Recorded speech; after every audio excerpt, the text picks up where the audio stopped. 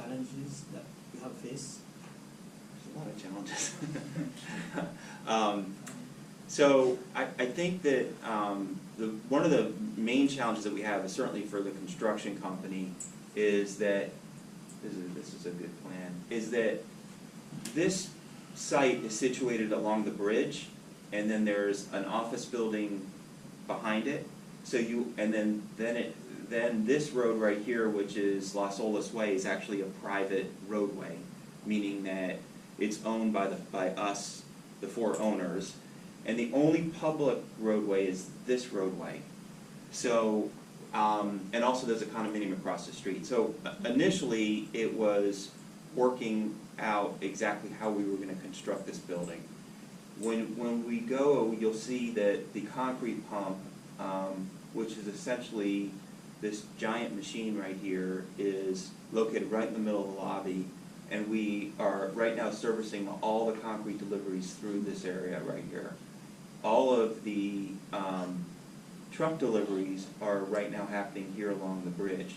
So we are doing that as we were trying to work with all of our neighbors and keep the construction activities as much as we could off of Las Olas Way, which again, although we're part owner of it, we don't necessarily control it. We can't go get a license from the city to close it or use it. It was more of a negotiation with the owners next door. You said truck deliveries along the bridge. It's been a year that I was on the site. Is there a small stretch of road from ground level, or are you literally hauling the load from the truck on the You'll bridge? see, we actually, so there was a linear park right here. Okay. That was owned by Broward County. We essentially took possession of that. We'll have to replace it. And we built a loading dock right here, so you can actually back a truck all the way through here and go right to the buck hoist system. So we'll use the buck hoist system is the outside elevator system that you would identify with the construction site. We're going to get to ride that today. I hope everyone's excited. And so that's all built here on the side. So these are some more renderings of kind of the ground floor planes. Here's our dog park. We already saw that. This is an area above that actually we changed it from this. We're going to do a business center up here instead of more gym. Let's see. John, do you still have the two-story apartments or just places? Do you still have the drive-up parking? Yes, we do. We do. So one of the concepts that we had in one of our other projects was to have private garages within our garage. So that's essentially you drive into the garage, you go through the security system, and then you hit a button. Your garage door opens just like you would in a single-family home. You drive your car in, and you can lock it up. Those seem to do very, very well with a certain economic group that had nice cars. And so we built even more of those this time, so we can show you some of those, although they really don't look like very much other than a hole in the building, but we'll show you what those look like. This actually is the back door, so when you enter the parking garage, there'll be a little drop-off area within the building that is also kind of our back front door, where once you park, you would actually enter through this door. So since the majority of folks who are going to show up to lease a unit are going to park and walk in, we really upgraded the back door of the project.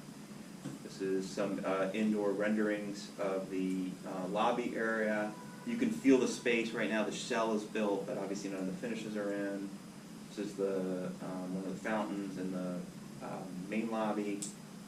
Some of the texture and material boards as we develop the interiors. You said you have an architectural firm working with you for this project? So this project is Cohen Friedman and Senosa, which is a firm in Miami. So I think they're probably the best firm in Miami for this type of project. They, here in Fort Lauderdale, they did, they did Amaray, they did 350 Condo, they're going to do Rollo, they did Symphony House, they did the little loft project to the north of us. They did Sunrise Harbor for us. They did Elan 1640 on Sunrise. So the interior design renderings are Interior, from no, them, interior or is design it is in-house? interior design is from IDDI. So IDDI is our interior designer. We seem to use a different interior designer every single time. So architect and interior designer, work together on interior designer has the vision. Well, architect has the and the developer, us, kind of formed the vision for what the spaces are going to look like, the square footage of the spaces. We direct the architect to draw those areas. IDDI actually,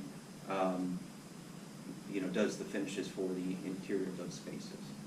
So this is our river lounge on our second floor. We can walk into this space. It's overlooking the river. It's fantastic. More of that. This is the beginnings of our pool deck. We got a lot of renderings for. So on our pool deck we have kind of a club game room. We have cabanas that you can rent. So they're kind of indoor spaces. We also have a guest suite. So another one of our amenities would be if you have family from out of town, you can actually rent them a little studio guest suite and put them downstairs so you don't have to sleep with them. Some renderings of the different areas. Here's the cabana rendering. Here's some of the outdoor pool spaces. We also have this the spa here in the corner. The concept was to be kind of like a water cube. There's going to end up being a column here, but we are going to have this plexiglass on both sides here in the corner. That's starting to get built. Some more pool areas. Some outdoor space, more outdoor space on this project than really any other. We have like a yoga lawn in the back side of it. All different spaces to sit and relax. So this is a stacking plan that we start to develop as the building goes up. So if you got close enough to actually read the numbers here, you would see how this building is organized.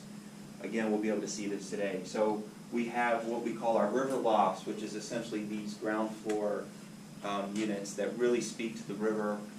They have a different interior design plan than the units above. We try to make them feel very light and white and bright.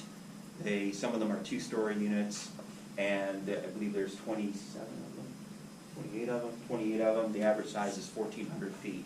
So they're actually upgraded units, even though they're at the bottom of the building because of its relation to Riverwalk. Then we have our tower units, which is everything here. Those are kind of our very standard, right down the center of the fairway of the market that we're trying to hit units. And then above that in blue we have our estate collection. Again, they start to get upgraded, larger units. Some units are combined, and then penthouses above that.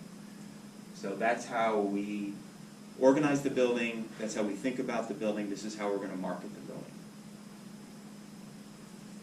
And then some statistics on the different collections and different sizes of the units that we just discussed. Okay, then I just have some unit layouts here. We'll actually be able to go in and see the production in the field of many of these units. So the penthouse units. I was outside of the room for a few minutes earlier. Did you mention the detail you are actually responsible for when you take on a project like this? So you're presenting the renderings right now, the interior design, you present the schedules, and we're going to see wonderful concrete poured into form. Did you mention to which detail you go down? To what detail I'm responsible for? I think I'm responsible for everything. However, I try to do nothing, as Alice will tell you. And what I mean by that is, it's my job to direct the process. I get involved in many of the aspects of the process. We have, as Kyle can tell you, we have an asset management and capital group that does all of our financing pieces. So, I don't have to negotiate the loan documents. We've done that many times. We have a very experienced group to do something like that aspect of the project, which is a pretty big aspect when you're gonna have to deal with a lender and with all the terms and conditions associated with the lender, or the closings with the partner. I'm involved in many of that, much of that. I'm involved in much of the development side of that, but we have a lot of folks here working on that. So I'm more on the periphery on that. On the day-to-day, get the drawings drawn, get the elements that we want in the building done. I mean, what I have right here is, so this is on 2/12, this is my development schedule, where we start to talk about how we're going to organize and put together the project from the beginning, from the formation of the partnership, drawing the drawings. In this case, Publix is a big element because we have to work through all the different elements with Publix. Even while we were negotiating with the lease, we had to start to coordinate what their space is going to look like, try to engage their internal facilities folks to tell us what the store was going to look like, and they actually have another architect, Fisher Architects, who's actually drawing the space for them. And then you can kind of see here all my submittal process with the city. So again, we're directing what's drawn for the city, taking the plans through the entitlement process with the city, working with land use attorneys and city government and city planners to try to get what we want developed and built. So you can see all of that. Again, we're directing all this process.